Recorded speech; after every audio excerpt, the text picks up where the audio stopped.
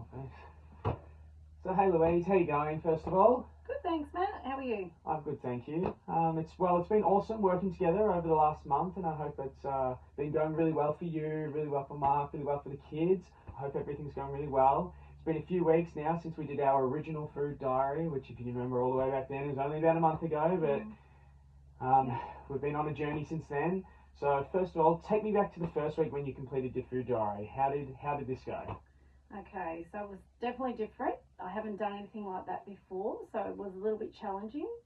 But, you gave me good guidelines and everything, so I listened to my body and I tried to do all the little changes that you told me to do, good and bad, with the foods that I'm trying. I'm really tried to cut down on those bad foods that you told me about.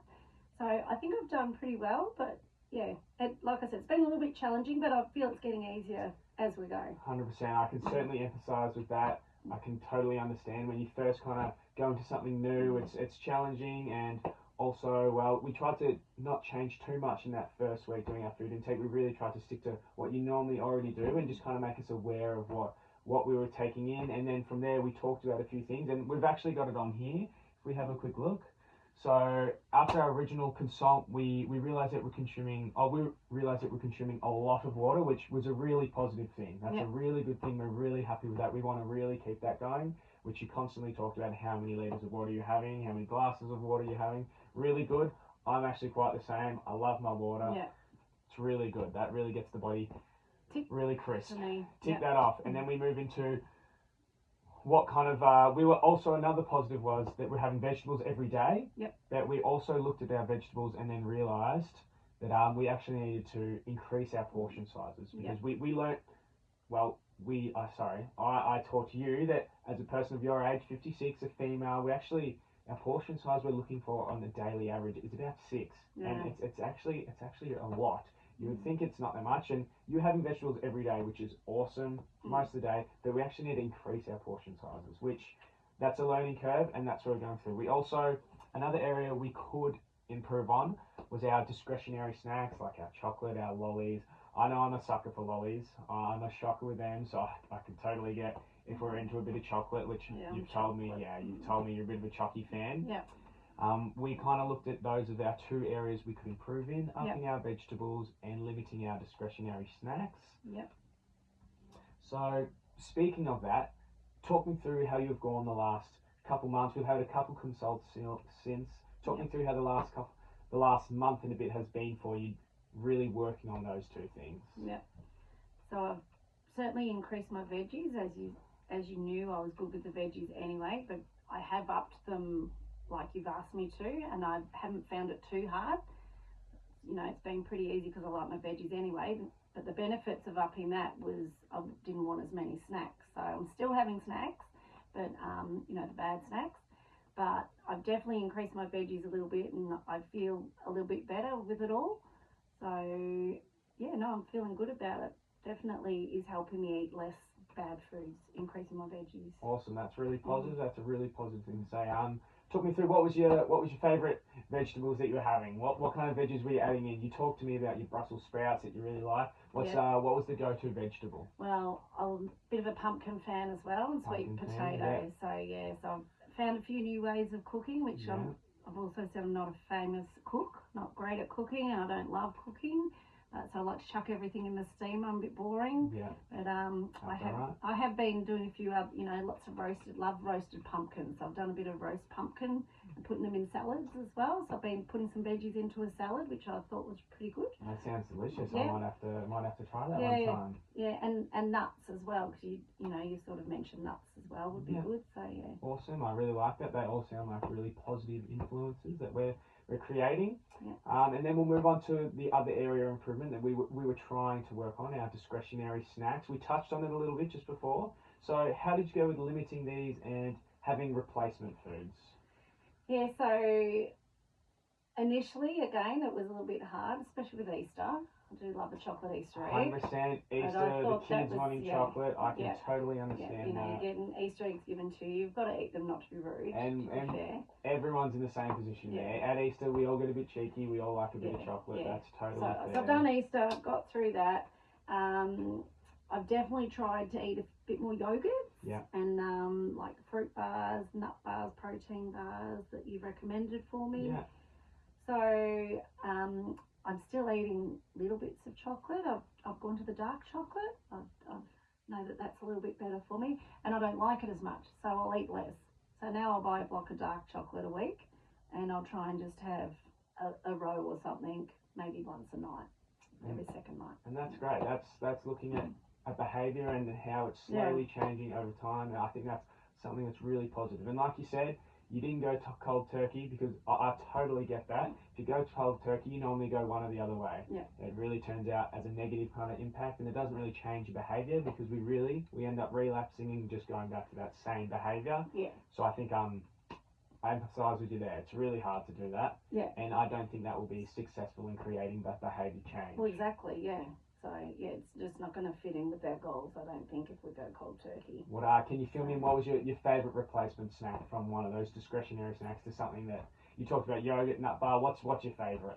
Yeah, I found these new nut bars from Aldi, so they've got lots of nuts and grains in them. They do have some dark chocolate on the outside, but I've discovered those, and that's probably my favourite. Perfect. Yeah, I'm pretty happy with that. Like we've got here, we've also got another list of things you can do. Like, I know you're familiar with a lot of them.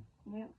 Yogurts, nuts, almonds, trail mixes, all of the above. Really good things that we can eat, continue to eat, and really, really impact that behavioural change. Yep. So, looking back on the journey, about a month now, were there any barriers, or what stood in your way along the journey, and what impacted how you were eating, what you were eating? As you know, work's 100%. pretty full on. I can understand that. I can reason with that. Yeah, it's always hard to even get a lunch break sometimes, but Yeah. I'm starting to set a timer in my phone so that I at least have 15 minutes and go and have a break and eat something, eat some more veggies, take some veggies in veggie soup or something for work. Yum. Yeah. So work, obviously, kids, time that they need, always, need still running them around like pains. 100%. So what you're kind of saying is you wanna eat all the good things, you wanna change behaviour, but sometimes with work, with the kids, it is difficult. I understand that. So many other people I talk to, they all say similar things. Like, I know I was a kid at some stage, and I was a pain when I was a kid, so I can understand that. Thank you. Yeah, so that's when you're tired and exhausted, you just want to grab something quick. But that's where the bars have come in handy. Yeah. Like the new bars that I've found. So. Well, that all makes a lot of sense. Someone with a good social friend group is always going to find it harder to say no, and with someone who has less time, it's sometimes it is just easier to grab something easy. And like what I like to think is, even if 25% of those times where we might make an easier choice, if we do make that harder choice 25% of the time, that's going to go such a long way to impacting behaviour change, healthier eating, and really influencing our lowering of our discretionary snacks, which is a really positive thing. Absolutely, and the key thing is just not to buy it and have it in your cupboard. 100%, and that's another key factor, which we're learning. We're all on this journey. Everyone is on this journey. You'll be proud of me. I've really cut down on my biscuit intake. Really, I love a biscuit. That's super. I'm not really buying biscuits now. Love that for you. So, again, reflecting, what do you think your strengths were over the last month? Because we've touched on the things that we're looking to improve, and those still might be your strengths, which you've already touched on a few strengths. What one would you highlight for me? Probably increasing the veggies was my strength, because that was just kind of easy. Yeah, because I do veggies anyway, and the water intake, like I didn't really have to do much to change that, because I do a lot of water anyway. So my strength was probably just increasing the veggies, which in turn reduced my junk. Yeah. So. Which, looking at that is the perfect way. That is a perfect strength. You increase one thing that's really beneficial, and that automatically decreases something else that isn't as beneficial. As much as we want that, it's not as beneficial to how we feel, how we look, how we act. Sorry about my customer out there. They're just a little bit loud, aren't they? Got their dog with them. I think so. So that's really positive. Happy with all of that. So now, for the last time, we're going to look at our body composition measurements. So what I'll get you to do is step out of my office. We'll go out there. We'll get that done one more time. All right. That dog's not out here. my client wants to do these outside of the room, so I'll be doing them outside the room with them.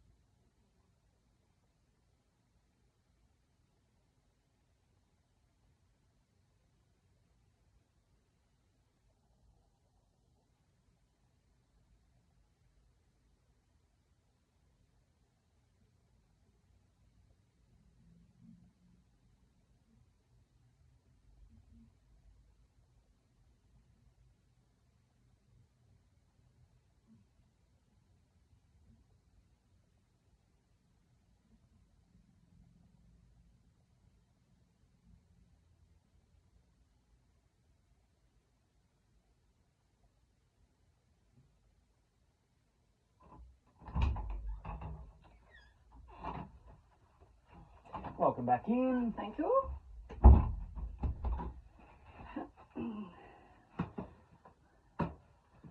So, I've whacked your results in. Yep. Really happy. Our BMI, it's dropped. Super happy. And then we've also, our waist circumference has gone from an 82 centimetres to 80 centimetres. So, I'm stoked with this. I'm wondering, what are your initial thoughts about all of this? Yeah, I'm a little bit surprised actually, because I found it wasn't as hard as what I thought it was going to be, and I didn't actually, think that I'd lose weight or measurements around my waist. But I have to say my pants are fitting me a little bit better now, so I love that. That is a bonus. They were getting a little tight, but I wasn't really concerned about it. But my aim is to be healthy, so no, it's working well. Yeah, the whole balance of having a nutritionist on the side with my personal trainer as well. It's double whammy. And awesome. As 100% everything you've said, 100% is correct. You're feeling better. You're feeling better on the inside and the outside, and you probably got more energy to do things. And it really shows you've just smashed it this last month, and I couldn't be more proud. This proves that you're really in control of your habits and what you're doing. Yep.